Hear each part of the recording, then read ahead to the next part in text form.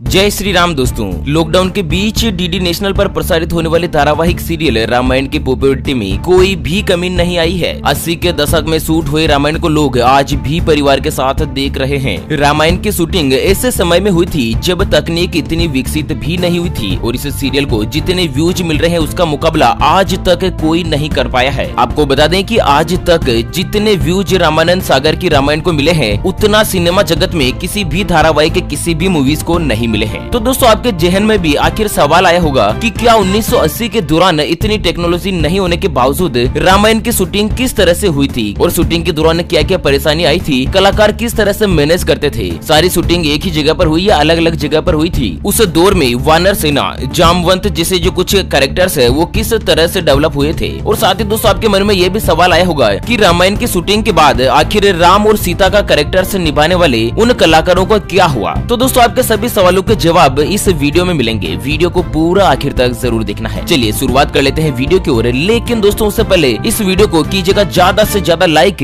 और साथ ही दोस्तों कमेंट बॉक्स में यह जरूर बताएगा कि रामायण के अंदर आपका फेवरेट किरदार कौन सा है। और हाँ दोस्तों शुरुआत करें वीडियो की ओर। लेकिन उससे पहले अगर आप अपने चैनल मोदी न्यूज पर पहली बार वीडियो देख रहे हैं तो दोस्तों वीडियो के नीचे का लाल बटन दबाकर चैनल को सब्सक्राइब कर लीजिएगा और पास वाले घंटी के बटन को दबा दीजिए ताकि आप और हम सभी आपस में जुड़े रहेंगे और लगातार ऐसे ही काम की मनोरंजन और ब्रेकिंग न्यूज हेडलाइंस को शेयर कर पाएंगे। आपको बता दें जिस समय रामायण की शूटिंग हुई थी उस समय न तो इतने आधुनिक टेक्नोलॉजी वाले कैमरे हुआ करते थे, इसके बावजूद सीरियल से जुड़े सभी लोगों ने लगातार कठिन मेहनत करी और दोस्तों परिणाम आपके सामने है कि आज हर सीन लोगों के जहन में याद है। आपको बता दें रामायण की ज्यादातर शूटिंग रामानंद सागर के बंगले सागर विला में हुई थी। वहीं कुछ सीन आउटडोर भी हुए थे। जब सीन बाहर शूट होना होता था तब बाहर के कलाकारों की भी मदद ली जाती थी। रामायण की शूटिंग को लेकर रामानंद सागर के बेटे प्रेम सागर ने बताया कि कई बार जूनियर कलाकारों की जरूरत पड़ती थी, ऐसे में गांव से तलाश करके उनकी भर्ती की जाती थी। आपको बता दें रामायण में हनुमान का किरदार निभाने वाले दिग्गज अभिनेता दारा सिंह को भी उतनी ही पॉपुलैरिटी मिली थी जितनी भगवान राम और सीता का किरदार निभाने वाले को मिली थी। आपको बता दें लोग उनकी फिजिक को देखकर उनको सचमुच हनुमान मानकर पूजने लगे थे। तो दोस्तों दारा सिंह ने रामायण की शूटिंग को लेकर कुछ ऐसे किस्से बताए हैं जिनको जानकर आप सच में अपने दांतों तले उंगली दबा लेंगे। आपको बता दें रामायण की शूटिंग के दौरान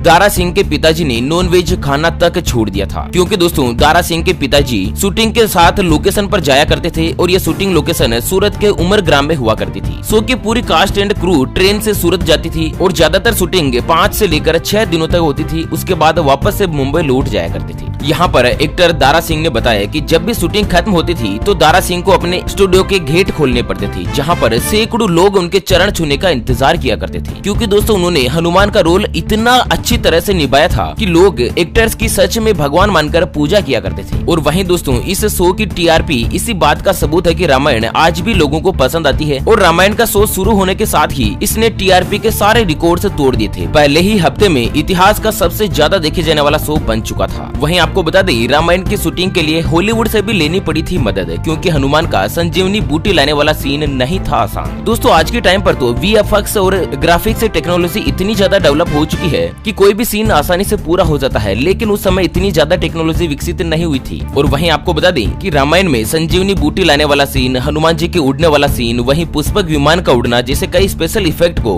उस समय के दौर में भी इतना अच्छा इस्तेमाल किया गया जो कि दोस्तों आज भी बिल्कुल रियल लगता है। और वहीं राम सेतु का निर्माण वाला सीन गुजरात में नहीं शूट किया गया क्योंकि वहाँ नीला समुद्र नहीं मिल पा रहा था, इसलिए दोस्तों इसे चेन्नई में जाकर शूट किया गया था। आपको बता दें पूरी रामायण की शूटिंग करने में 550 दिनों से ज्यादा का वक्त लग गया था। यहाँ तक कि रावण के किरदार के मरने के बाद अरविंद त्रिवेदी के गाँव में शोक भी मनाया गया। और वहीं दोस्तों रावण के भाई यानी कि विभीषण का जो किरदार निभाया था उनका नाम है एक्टर मुकेश रावल। क्या आप जानते दोस्तों मुकेश रावल बैंक में नौकरी किया करते थे और जब भी रामायण की शूटिंग हो रही थी ना उस वक्त मुंबई के एक बैंक में कार्यरत थे। और बताया जाता है कि रामायण की शूटिंग के कारण वह बैंक की ड्यूटी पर कम ही आते थे और इसी वजह से बैंक ने उन्हें नोटिस भी दिया था। हालांकि बाद में उनकी लोकप्रियता को देखते हुए अधिकारियों ने उन्हें स्पेशल छुट्टियां दे दी थी। चलिए बात करते हैं दोस्तों रामायण में सीता का किरदार निभाने वाली दीपिका चिखलिया का। लोग उन्हें आज भी रामायण के सुपरस्टार मानते हैं और दोस्तों दीपिका ने सीता के किरदार को छोटे पर्दे की सबसे यादगार भूमिका बना दिया है। उन्हें आज भी वह सफर ऐसे याद है जैसे कल की बात हो। आपको बता दें दीपिका बताती है कि सीता के रोल के लिए उनका चुना जाना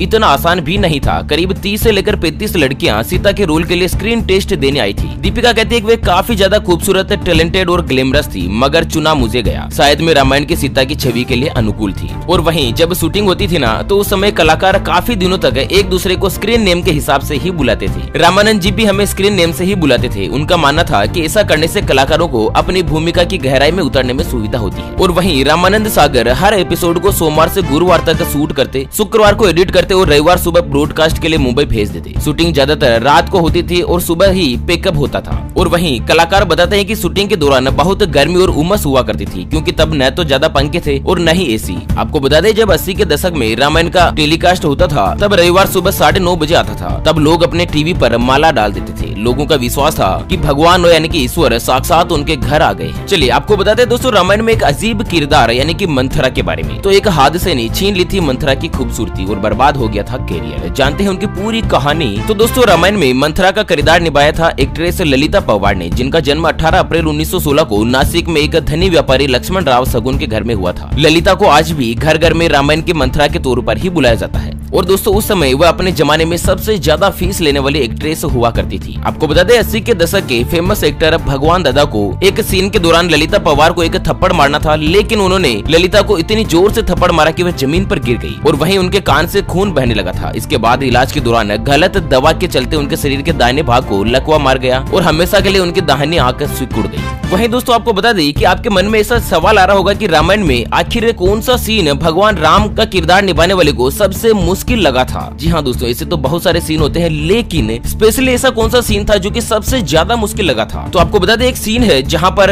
राम वनवास में है और उनके भाई भरत उनके पिता की मृत्यु के बारे में बताने आते हैं। वहाँ जो रिएक्शन मुझे देना था उसमें कुछ चैलेंज था, क्योंकि राम का कैरेक्टर इंसान के बेस में भगवान है। हालांकि उन्होंने कभी भी खुद को भगवान के रूप में नहीं दिखाया है, इसलिए कैरेक्टर और उनकी बैक स्टोरी को दिमाग में रखते हुए रिएक्शन देना थोड़ा सा मुश्किल था। वहीं अरुण गोविल बताते हैं कि जब भी हम शूटिंग करना शुरू करते थे तो हमें यह पता नहीं होता था कि कब शूटिंग खत्म करेंगे। उस समय शिफ्ट जैसा कुछ भी नहीं होता था। सागर साहब को रात में शूटिंग करना बहुत पसंद था, इसलिए ज्यादातर समय हम अपनी पूरी शूटिंग रात में ही किया करते थे। इकट्ठे मिलकर काम करते थे और वे मुझे परिवार की तरह ही समझते थे। मुझे याद है, जब इकट्ठे उठते बैठते थे, काम करते थे, तो टाइम की कोई भी फिक्र नहीं होती थी। और वहीं दोस्तों, हर एक कलाकार की मेहनत और जुनून का परिणाम आज हम देख ही सकते हैं। और इसके बाद 2 बार रामायण और भी बनाई गई, लेकिन दोस्तों उन दोनों को इतनी लोकप्रियता नहीं मिली। चलिए आखिर में अब जानते हैं कि आजकल कहां है रामायण के राम और सीता, क्या कर रहे हैं कृष्ण। आपको बता दें, 80 के दशक में आने वाले 2 सीरियल रामायण और महाभारत ने टेलीविजन की दुनिया में वो इतिहास रच दिया जो शायद कई दशकों तक लोग भूल नहीं पाएंगे। इन सीरियल्स के कुछ किरदार ऐसे हैं जिनके बारे में लोग आज भी जानना चाहते हैं और उनको देखना चाहते हैं। दोस्तों, यहाँ पर रामायण और महाभारत के कुछ ऐसे ही मशहूर किरदारों के बारे में हम आपको बताने जा रहे हैं कि आखिर वो आजकल कहाँ है और क्या कर रहे हैं। और इससे पहले इन दोनों ही सीरियल से जुड़े कुछ शानदार पहलुओं पर भी एक नजर डालना जरूरी हो जाता है। आपको बता दें, रामायण में भगवान राम का किरदार निभाने वाले अरुण गोयल ने एक्टिंग करियर की शुरुआत 1977 में फिल्म पहेली से शुरू करी थी। और उन्होंने सावन को आने दो, सांच को आंच नहीं और इतनी सी बात, हिम्मत वाला, दिल वाला, हथकड़ी और लवकुश जैसी कई बॉलीवुड फिल्मों में अहम भूमिका निभाई है। लेकिन अरुण गोयल को असली पहचान मिली रामानंद सागर के सीरियल रामायण से। आपको बता दें, रामायण के बाद अरुण गोयल ने लवकुश, कैसे कहूँ, बुद्धा, अपराजिता, वो हारे न हमारे, प्यार की कश्ती जैसे कई पॉपुलर टीवी सीरियल्स में काम किया। लेकिन अरुण गोयल को जो पहचान रामायण से मिली ना, वो कभी और किसी अन्य सीरियल से नहीं मिली। अरुण गोयल आजकल मुंबई में अपनी प्रोडक्शन कंपनी चलाते हैं जो कि दूरदर्शन के लिए सीरियल बनाता है। और वहीं रामायण में सीता का किरदार निभाने वाली दीपिका चिकलिया के बारे में आपको बता दें, आज भी सीता के रूप में ही उसको याद किया जाता है। वैसे तो टीवी पर कई हीरोइनों ने सीता का किरदार निभाया, लेकिन दीपिका जैसे जादू किसी का नहीं चला। दीपिका ने 1983 में सुन मेरी लीला फिल्म से बॉलीवुड में अपने करियर की शुरुआत करी थी और इस फिल्म में उनके हीरो थे राज किरण। हिंदी के अलावा दीपिका ने साउथ में भी कई फिल्मों में काम किया था, लेकिन दोस्तों इन सभी में भी उनको कोई कुछ खास कामयाबी नहीं मिली थी।